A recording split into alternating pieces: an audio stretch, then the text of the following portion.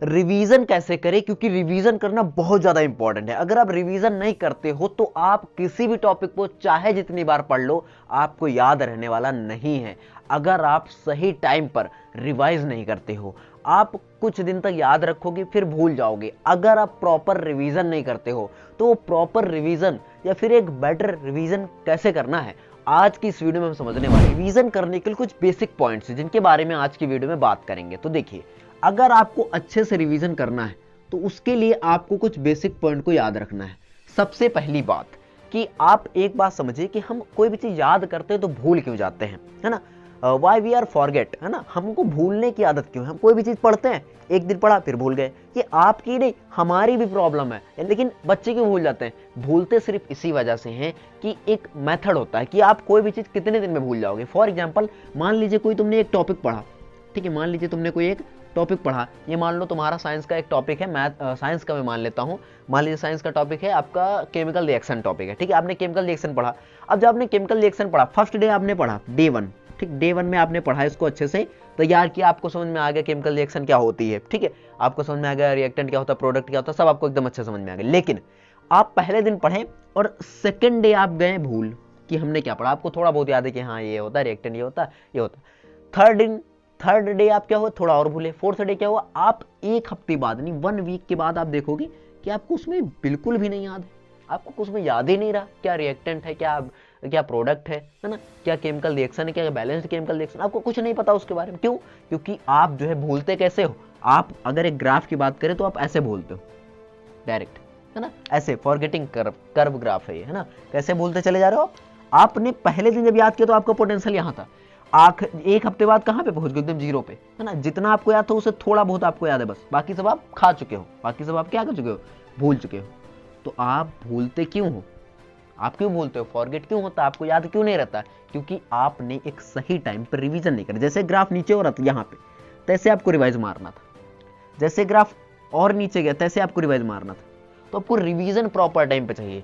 अगर रिवीजन नहीं करोगे तो फूलोगे। और रिवीजन अब कैसे करना उस पर बात करते हैं। आपको सही तरीका बताऊंगा रिवीजन करने का, जिससे आप अच्छे तरीके रिवीजन करके अपने एग्जाम में अच्छा स्कोर कर सकते हैं। दोस्तों, रिवीजन करने के लिए सबसे पहली जो चीज है, मान लीजिए आप कोई एक टॉपिक को पढ़ते हो, आप कोई टॉपिक पढ़ना शुरू किए, जब आपने स्टार्ट किया टॉपिक को पढ़ना, ठीक है, तो रिवीजन कैसे करना है। आपको सबसे पहले जो टॉपिक आपने पढ़ा उसके आपको बनाने हैं शॉर्ट नोट्स। क्या बनाने हैं?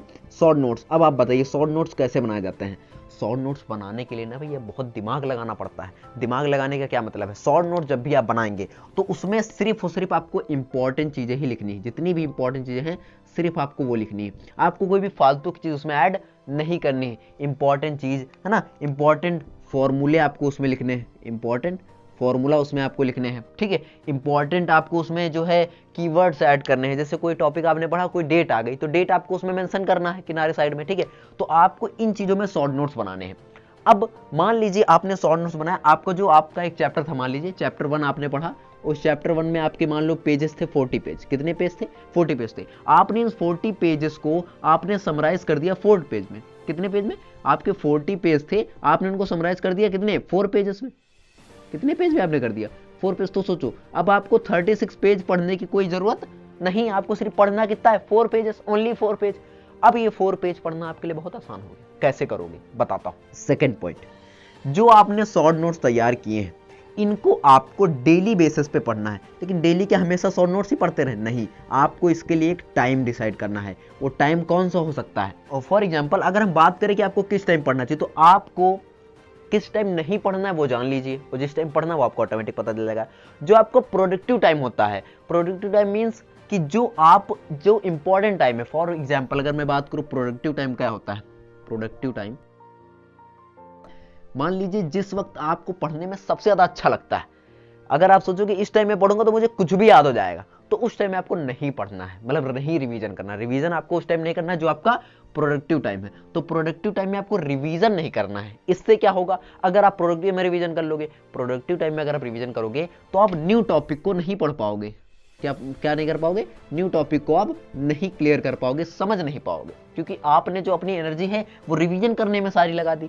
आपको उस टाइम को ज्यादा इंपॉर्टेंस नहीं देनी रिवीजन में, जो टाइम आपका प्रोडक्टिव टाइम है, जिस टाइम में आप बहुत ज्यादा पढ़ते हो, जिस टाइम में आपको पढ़ने में मन लगता है, उस टाइम में आपको नहीं देना। आपको कौन सा टाइम पे फिर देना, जिस टाइम में आपका मन करे पढ़ने का मन नहीं रहा, चुपचाप, अब जब पढ़ने का मन ना करे, चुपचाप उठाना है ये 4 पेजेस के शॉर्ट नोट्स और इनके बैठ जाना है रीड करने।